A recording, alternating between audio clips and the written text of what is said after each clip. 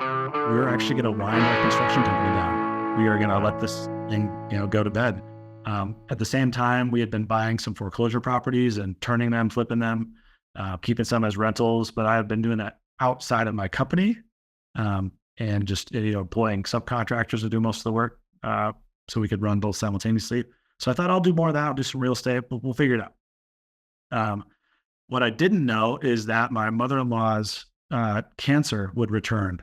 Mhm. And as I'm winding things down in the company and I'm letting the last employees go because we got a clear no, she calls and said, my cancer's back. It's terminal. I only have a few weeks to live, but we had wound everything down. So now I have free time. So I stay home with our few little kids at this point. We got, I think, 2 little kids with a third one we were just going to have at that time. Actually, maybe 3 at that time. Yeah, 3 kids. And I'm home watching them so my wife can be with my mother-in-law at her deathbed, and she passes 6 weeks later. And my wife got to be at her side almost the whole time. An unintended blessing in what we thought was a horrible situation for us professionally. And literally the week my mother-in-law dies, I get a phone call. Hey, Nathaniel, I don't know if you remember me. I interviewed with you way back in the winter. And, I really appreciated our interview, but I couldn't take the job. Do you still have that position open? And I said, that's incredible that you would call right now. We're kind of going through some tough times right now. I really don't intend to open the remodeling company again because we got a clear no on hiring. But if you would entertain really running the whole program, then we would entertain opening it back up. He's like, yeah, that's what I want to do. And so we hired him, and he's still with us today, 7 years later. Wow. Yeah. And so company was, we got to die and got resurrected. And then the things that were key from there were, again, just getting rid of that head trash and then being super disciplined on our hiring practices. We would complain just like every other contractor out there that we couldn't find anybody to hire. There's no good candidates. It's impossible to find them, until we said, you know what, we got to stop complaining and do something about this. And started getting serious about learning. So I literally took sales copywriting classes. We looked into what do recruiters do. We started researching and reading on it, and developed a process to attract talent. And that evolved, and we got to hire another person, and then that person would step into the hiring process. And each person we hired would actually add to our ability to hire better the next time. Wow. Building systems and processes. The point now that we have a detailed written hiring plan that has 10 distinct steps with 5 interviews. And an example of its effectiveness is we acquired another company, January 1, a window and glass company. We needed to hire a general manager, and we had 60 candidates within 10 days and hired the one that's running the company today. Amazing. So, incredibly effective. So we literally built the tool that we were lacking, and we now deploy that as a unique ability across all of our platforms. That's in our construction company. So our construction company still hires for all of our other companies because we built that ability inside of it. Amazing. So, yeah, that's been phenomenal. Well, that's also a clear innovation, and it was driven by the need. The need was you can't build and you can't complete and you can't grow if you don't have the right people on the bus. And Yep. it's really built into, a decade of experiences of having the wrong people and Yeah. constantly bumping your head against the wall and challenges where there was no other way than to make a change. And so the key thing I want people to take away is that you invested in, number one, looking at the problem differently, Yep. calling the problem for what it is, okay, getting clear on the problem, and then saying, what are some possible solutions? Let's go deep and do some research so that we can do things differently. What are other people doing that's working in demonstrated areas that are outside of construction? How can we take that knowledge base and then act on it in our own business? And so there's some really key fundamentals there that I think are important to not glaze over for our listening audience. Yeah. And that's spot on. And the thing that I would highlight in all that is these are the things that we complained about for years or failed at for years. And you don't need to do that.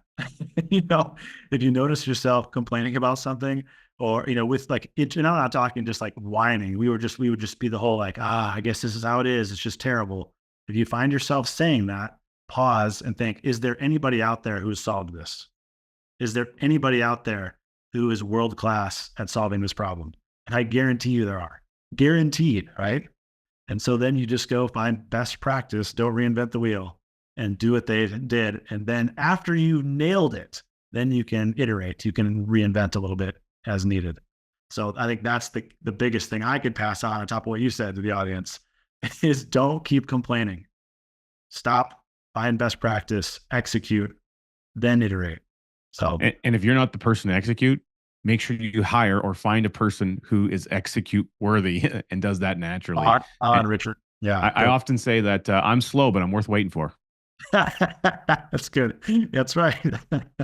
and I'll highlight that point as well. Even in our hiring process, I'm barely involved in the hiring process. My team does all of it. I see a candidate at something like step 7 and like 9 or something like that. So I don't even find out about them until they're basically going to be hired. I love how little attention to the details you pay. You don't even, of the 10 steps that you know there's 10, you don't even remember what step you get in, at which point you get involved with. That's how well it's working as a machine. Yes, correct. That's correct. You know, they present the candidate to me. They know how to present the candidate. I cover a couple of basic things, you know, meet and greet. And then we, you know, have them over for dinner at the end. Like that's it. So the rest of my team is running.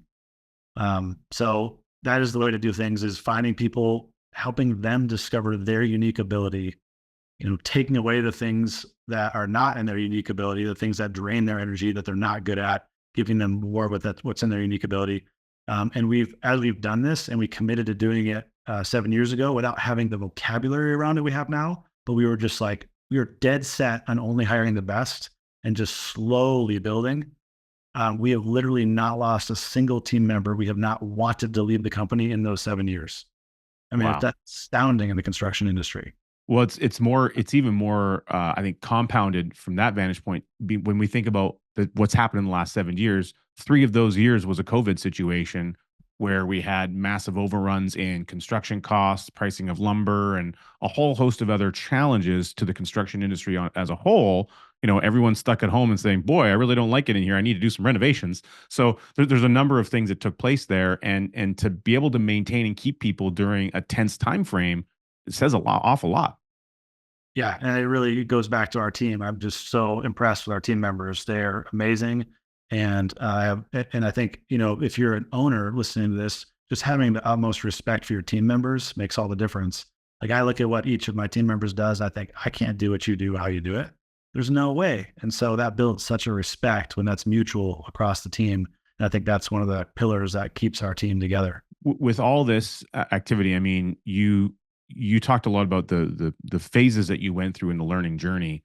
You talked a little bit about mentorship, and at some point in time, you got involved with Strategic Coach, and that's how you and I came to know each other. Yeah. Credible organization. Big shout out to Dan Sullivan, everyone at Strategic Coach. But what were some of the things that you began to see and implement? First of all, what was the decision to make to move forward and join Coach as an example for you? And then how have you seen the implementation of the tools and the resources and the knowledge base there start to infuse its way into your business systems? Yeah, no, again, big fan of Coach as well. Very grateful for the organization.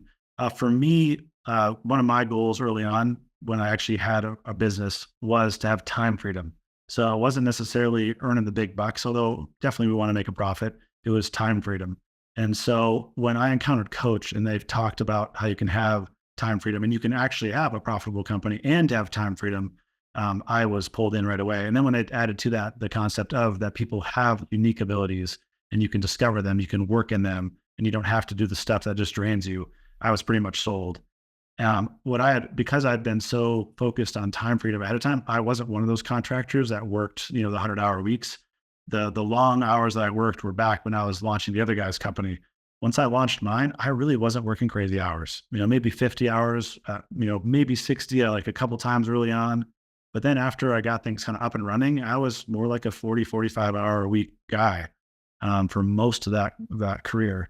And then, you know, as we got serious about building our own team, those hours have just, you know, gone down to where we have a self-managing company now the last 3 years. And Coach basically gave me permission to do what I was already doing. I already had quite a bit of time freedom. You know, 40 hours a week is like a vacation amount of work for a lot of owners.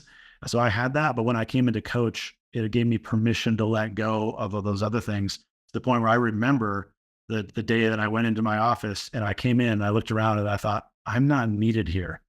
And And what's interesting is we often run towards a goal that we think is so powerful, and it is so powerful for us. And then when we get it, we think, this is terrible. Like there's actually a moment where you have kind of a panic where you're like, I'm like useless here. So I had to get over that, and progress. But in doing so, I freed up more and more of my time, did make myself redundant, and I actually checked my hours, and I was down to sub 5 hours a week in that business a couple of years ago, and I'm like 3 hours a week right now because it literally runs itself. And coach helped, it helped again get permission, but also present tools that I could then bring to the team that built a lot of that infrastructure and effort. Well, what's incredible about that is, I mean, I think there's anyone watching this wants to be able to be in that position to have that time freedom. But that feeling of being redundant, there's a little bit of an emotional connection to that. Oh, like I'm not needed, sort of a scenario. But what that does create, because you have space and time, and you still have energy and drive and determination, work ethic, is Yep. you're not going to sit on the sidelines and do nothing. You could take all that energy and that effort, and you could refocus it into something else to try and solve new and creative problems. And that's where we find ourselves with you going deep down the rabbit hole and figuring out what could you do around some of the tax problems that you have. So Yes. let's talk about this. One of the things that really, one of the reasons I want to have you on the program is because, I learned from you about the Augusta Rule, something that I was unfamiliar with. Granted, being Canadian, it's not something that we operate with Yeah. in Canada, but I was fascinated by how so few people understand what it is, but also when and how to utilize it in their life. And it's something that's really fundamentally available to pretty much every American in the states that they can implement. So, talk to us a little bit about what caused you to go down this track to learn about it, and then what's kind of come up of that innovation from that vantage point.